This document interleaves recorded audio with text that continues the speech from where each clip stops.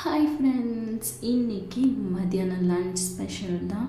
காலையில் எழுந்துச்சி பிரேக்ஃபாஸ்ட் முடிச்சு இப்போ லஞ்சுக்கு வந்துடுவோம். லன்ச் ஸ்பெஷல் இன்றைக்கி கேரட் பீன்ஸ் பொரியலும் அவரைக்காய் குழம்பும் தான் பண்ண போகிறேன். எப்படி பண்ணுறது பார்க்கலாம் வாங்க. இந்த தாளிக்கிறதுக்கெல்லாம் இந்த உளுத்தம் பருப்பும் கடலப்பருப்பும் ஒன்றா மிக்ஸ் பண்ணி வச்சுக்கலாம், ஈஸியாக இருக்குங்க எடுக்கிறதுக்கு. தனித்தனியாக இருந்துச்சுன்னா கொஞ்சம் ரெண்டு டப்பாவாக எடுக்க வேண்டியதாக இருக்குது. இந்த மாதிரி மிக்ஸ் பண்ணி வச்சுப்பேன் அடிக்கடிக்க. நீங்களும் அப்படி தானா? கமெண்ட் பண்ணுங்கள். ஈக்குவல் குவான்டிட்டியாக எடுத்து வச்சுப்பேன் நான். அது அப்படியே ஃபுல்லாக ஒரே பாட்டிலில் போட்டு மிக்ஸ் பண்ணிடுவேன். இது கேரட் பீன்ஸ் தாளிக்கிறதுக்கு வெங்காயம், கருவேப்பிலை, பச்சை மிளகா காரத்துக்கு ஏற்ற மாதிரி. இது என்னோடய ஸ்டீல் ட்ரேங்க. இது வாங்கி ஒரு 3-4 வருஷம் ஆகுது. இதில் தான் நான் காய் கட் பண்ணுறேன். இப்போது நான் எண்ணெய் காய வச்சுட்டு கடாய் வச்சுட்டு கேரட் தாளிக்க போகிறேன். கேரட் பீன்ஸ் பொரியல், சீரகம், கடுகு, சீரகம், அப்புறம் உளுத்தம் பருப்பு, கடலப்பருப்பு போட்டு வதக்கிட்டு அதுக்கப்புறம் வெங்காயம், கருவேப்பிலை, பச்சை மிளகாய் எல்லாம் ஒன்றா போட்டுடலாம். இந்த வெங்காயம், இந்த கடலப்பருப்பு, உளுத்தம் பருப்பு, பச்சை மிளகா, கருவேப்பிலெல்லாம் வதக்கும் போது ஒரு ஸ்மெல் வரும், அந்த ஃப்ளேவர் வரும் பாருங்கள். உண்மையாகவே ரொம்ப நல்லா இருக்குங்க. நீங்கள் எல்லாம் லெமன் ரைஸ் அந்த மாதிரி எல்லாம் பண்ணுறப்போ இந்த ஃப்ளேவரை நீங்கள் ஃபீல் பண்ணியிருக்கீங்களா? கண்டிப்பாக கமெண்ட் பண்ணுங்கள். உண்மையாகவே இது ரொம்ப நல்லா இருக்கும்ல, எனக்கு பிடிக்கும். அதனால் இது வதக்குறப்போ அந்த கடலப்பருப்பு, வெங்காயம், உளுத்தம் பருப்பெல்லாம் வதக்குறப்போ கொஞ்சம் நல்ல ஃப்ளேவர் கொடுக்கும். இந்த கருவேப்பிலை எல்லாம் சேர்க்குறப்போ பச்சை மிளகா உங்களுக்கு ஏற்ற மாதிரி காரத்துக்கு தேவையான அளவுக்கு யூஸ் பண்ணிக்கோங்க. இது வதங்கிடுச்சு, லைட்டாக வதங்கினாலே போதும். அப்புறம் கேரட் பீன்ஸும் குட்டி குட்டியாக நறுக்கி வச்சுருக்கேன், சாப் பண்ணி வச்சுருக்கேன். அதை சேர்த்துக்கலாம். அதை சேர்த்து கொஞ்சம் நல்லா வதக்கி விட்டுடுங்க. நான் தண்ணி ஊற்ற மாட்டேன், அப்படியே மூடி போட்டு அப்படியே வதக்கி எடுத்துருவேன். மீடியம் இல்லை சிம்மில் வச்சுட்டு கொஞ்சம் அப்படியே மூடி போட்டு வதக்கி எடுத்துருவேன். அதுவே நல்லா தான் இருக்கும். நான் தண்ணி ஊற்றினா கொஞ்சம் சுதான்னு இருக்கும். பட் ஆனால் தண்ணி ஊற்றினா சட்டன் வெந்துடும். பட் ஆனால் எங்கள் வீட்டில் எங்களுக்கு இந்த மாதிரி தான் பிடிக்கும். அப்படியே மூடி போட்டு கொஞ்ச நேரம் ஓப்பன் பண்ணி மிக்ஸ் பண்ணி விட்டால் சரியாயிடும். தேவையான அளவுக்கு உப்பு, அப்புறமா கொஞ்சோண்டு மஞ்சத்தூளுங்க.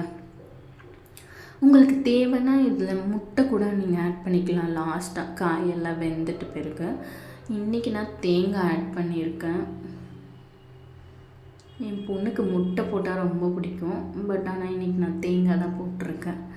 இன்னமும் யோசனையில் போட்டுட்டேன், இல்லை நான் முட்டை தான் போட்டிருக்கணும்னு நினச்சேன், மறந்துட்டேன். இன்றைக்கி தேங்காய் போட்டேன். மூடி போட்டுட்டு அப்படியே கொஞ்ச நேரம் சிம்லேயே வச்சு இந்த மாதிரி அப்பப்போ மிக்ஸ் பண்ணி விடுங்க.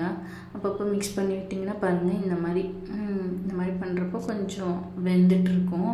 எங்களுக்கு கொஞ்சம் க்ரன்ச்சியாக இருந்தால் பிடிக்கும், ரொம்ப க்ரன்ச்சியாக இருக்காது. அது நல்லா வெந்துட்டு தான் இருக்கும், கரெக்டாக இருக்கும். இந்த ஸ்டேஜில் உங்களுக்கு முட்டை தேவைன்னா முட்டை போட்டுக்கலாம், இல்லைன்னா தேங்காய் தேவைன்னா தேங்காய் போட்டுக்கலாம். நான் தேங்காய் போட்டிருக்கேன். எனக்கு வெஜிடேரியன் தான் ரொம்ப பிடிக்கும், அதனால எனக்கு தேங்காய் போட்டு பண்ணுறது தான் ரொம்ப பிடிக்குங்க.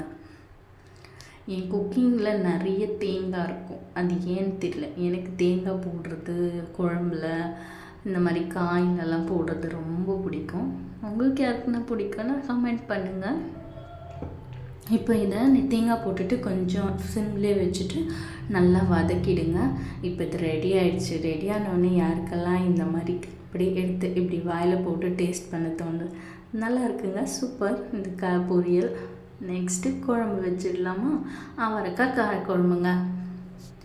அதுக்கு தேவையான அளவுக்கு எண்ணெய் எடுத்துகிட்டு கடுகு, சீரகம், லைட்டாக கடுகு, சீரகம், சோம்பு, வெந்தயம், பெருங்காயம் தான், பெருங்காயம் ஆட் பண்ணிக்கோங்க. இன்றைக்கி பெருங்காயம் இல்லை என்கிட்ட, ஓகே. அதனால் பெருங்காயம் இருந்தால் பெருங்காயம் சேர்த்துக்கலாம், கட்டி பெருங்காயமும் சேர்த்துக்கலாம், இல்லை தூளும் சேர்த்துக்கலாம். அப்புறமா கருவேப்பிலை, கொஞ்சமாக வெந்தயம், ரொம்பலாம் வேண்டாம். அப்புறம் பூண்டு, தேவையான அளவுக்கு பூண்டு சேர்த்துக்கலாம். உங்களுக்கு எவ்வளோ தேவையோ அதுக்கேற்ற மாதிரி. பூண்டு பிடிக்கிறவங்க நிறைய பூண்டு கூட சேர்த்துக்கலாம், நல்லா டேஸ்ட்டாக தான் இருக்கும். அதுக்கப்புறம் கட் பண்ணி வச்சுருக்க வெங்காயத்தை சேர்த்து நல்லா வதக்கிடுங்க. இதுக்கு நான் தனியாக எப்போவுமே இந்த காரக்குழம்பெல்லாம் வச்சா நான் தனியாக கொஞ்சம் வெங்காயமும், இப்போ 2 வெங்காயம் எடுக்கிறேன்னா ஒரு பாதி வெங்காயம் பாதி தக்காளி அரைச்சி எடுத்துப்பேன். இப்போ இந்த வெங்காயம் வதங்கிடுச்சு. இந்த டைமில் தக்காளி ஆட் பண்ணிவிட்டு நல்லா வதக்கிடுங்க. தக்காளி வதங்கணுன்னா கொஞ்சம் சால்ட் ஆட் பண்ணிவிட்டு வதக்கிக்கலாம். நீங்கள் எவ்வளோ தேவையோ அவ்வளோ போட்டுக்கோங்க. பாருங்கள் நல்லா வதங்கிடுச்சு. இப்போது இந்த மாதிரி நல்லா வதங்கின பிறகு சின்ன மீடியம் சைஸில் உங்களுக்கு தேவை எந்த சைஸில் வேணுமோ அந்த சைஸில் கட் பண்ணி வச்சுக்கலாம் அவரைக்காவையும் நல்லா வதக்கிடுங்க. அது பச்சை வாசனை போகிற அளவுக்கு வதக்குங்க. இல்லைன்னா அது ஒரு மாதிரி அந்த ரா ஸ்மெல் இருந்துகிட்டே இருக்கும் குழம்புல. அது பச்சை வாசனை போகிற வரைக்கும் ஒரு 2 minutes அப்படி வதக்கிட்டே இருந்தால் அது ஸ்மெல்லெல்லாம் போய்டும். இப்போ வதங்கிடுச்சு பாருங்கள், தெரியுதுங்களா? நான் சொன்னேன்ல, எப்போவுமே 2 வெங்காயம் 2 தக்காளி எடுக்கிறேன்னா அதில் பாதி வெங்காயம் பாதி தக்காளி இந்த மாதிரி பேஸ்ட் பண்ணி போடுவேன் அரைச்சி. பிகாஸ் குழம்பாகும், அதனால இந்த மாதிரி பண்ணுவேன் நான். யாரெல்லாம் இந்த மாதிரி பண்ணுறீங்கன்னு எனக்கும் கமெண்ட் பண்ணுங்கள் கண்டிப்பாக. ஏன்னா இந்த மாதிரி பண்ணால் கொஞ்சம் குழம்பு திக்னஸும் கிடைக்கும், கொஞ்சம் குழம்பு அதிகமாகவும் கிடைக்கும். தேவையான அளவுக்கு மிளகாத்தூள், இது குழம்பு மிளகாத்தூள் வீட்லேயே அரைச்சிது. அந்த மாதிரி உங்களுக்கு தேவையான அளவுக்கு நீங்கள் சேர்த்துக்கலாம். யார் யார் வேறு மாதிரி இப்போது வெறும் மிளகாத்தூள் அப்புறம் தனியாத்தூள் ஆட் பண்ணுறீங்களோ உங்கள் காரத்துக்கு ஏற்ற மாதிரி ஆட் பண்ணிக்கலாங்க. அதுக்கப்புறம் இன்னும் கொஞ்சம் உப்பு, தேவையான அளவுக்கு உப்பு சேர்த்துக்கோங்க. எல்லாம் நல்லா வதக்கிடுங்க. இதெல்லாம் நல்லா வதக்குனதும் உங்களுக்கு தேவையான அளவுக்கு தண்ணி. நீங்கள் எப்படி சீக்கிரமே வெந்துடும் அவரைக்காய். ஏன்னா கொஞ்சம் தண்ணி ஊற்றினாலே போதுங்க, ரொம்பலாம் ஊற்ற தேவையில்ல, கொஞ்சமாக ஊற்றினாலே போதும், சீக்கிரம் வெந்துடும். அப்புறம் நம்ம இதில் புளி கூட கரைச்சி ஊற்ற போகிறோம். ஆனால் புளி வந்துட்டு கொஞ்சம் லாஸ்ட் ஸ்டேஜில் தான், ஒரு இறக்கிறதுக்கு கொஞ்சம் முன்னாடி நான் புளியை நல்லா ஊற வச்சு கரைச்சி வச்சுட்டேன். இப்போ குழம்பு நல்லா கொதிச்சிடுச்சு, ஆவி பறக்க கொதிச்சுட்டே இருக்குது. என் கேமராவே அது அந்த ஆவி மறைக்குது பார்த்தீங்களா? அதுதாங்க இந்த குழம்பெல்லாம் பண்ணுறப்போ. அது அப்போ இந்த ஸ்டேஜில் நம்ம அந்த கரைச்சி வச்சுருக்கோம் இல்லையா, அந்த புளியை சேர்த்துக்கலாம். இப்போ காயும் ஆல்மோஸ்ட் வெந்திருக்கும்.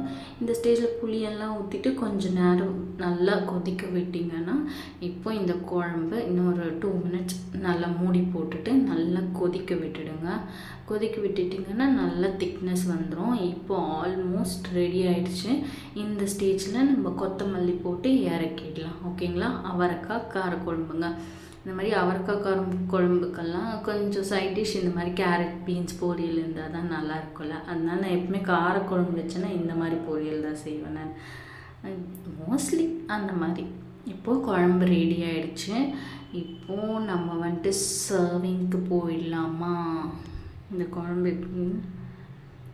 நான் கண்டிப்பாக ட்ரை பண்ணி பாருங்கள். இந்த குழம்பு நல்லாவே இருக்கும், எல்லாருக்கும் தெரியும்னு நினைக்கிறேன். பட் ஆனால் இன்றைக்கி எங்கள் வீட்டில் இது செஞ்சுருக்கேன், ரைஸ், அவரைக்காய் குழம்பு, கேரட் பொரியல். இந்த வீடியோ பிடிச்சிருந்துச்சின்னா லைக் பண்ணுங்கள், ஷேர் பண்ணுங்கள், கமெண்ட் பண்ணுங்கள். தேங்க்யூ ஸோ மச் ஃபார் வாட்சிங். Have a great day. Thank you.